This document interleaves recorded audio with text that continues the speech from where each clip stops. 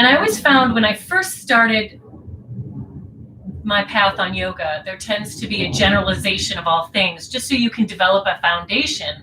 And you tend to adopt the definition that maybe the teacher or the system that you learn under holds. And maybe that doesn't really follow suit or fit.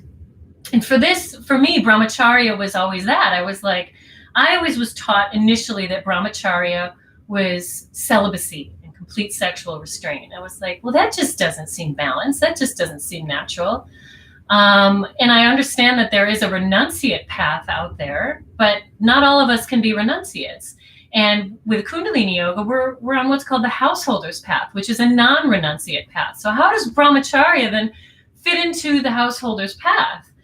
And through a little bit more explanation, I came to realize that brahmacharya, in its essence, is a balanced use of one's creative energy, right? Not a denial of it, not a renunciation of it, but a balanced, mindful use of one's creative energy.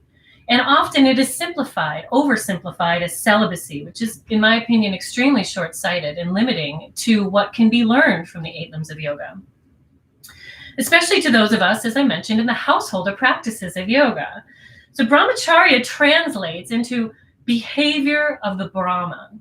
Behavior of the Brahman. Brahma is the creative aspect of God. You have Brahma, Vishnu, Shiva. Brahma is creative. Vishnu is sustainer. Shiva is the destroyer aspect.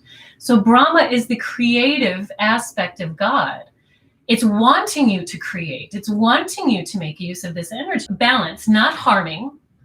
Conscious use of, the act of procreation and all other creative endeavors, right?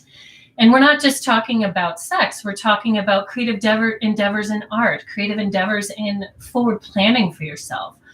Creation in and of itself as a whole. Mindful and spiritual use of creative energy. Balanced use of energy between external sensory desires, which we all have, and inward growth and expansion. In what way might my external sensory desires be negatively impacting my inward growth and expansion? In what way can I make use of that energy of my external sensory desires in a positive way that facilitates my inward growth and expansion? This is brahmacharya. Not about being a renunciate. It's about being conscious, aware, and connected when and how that energy is being used.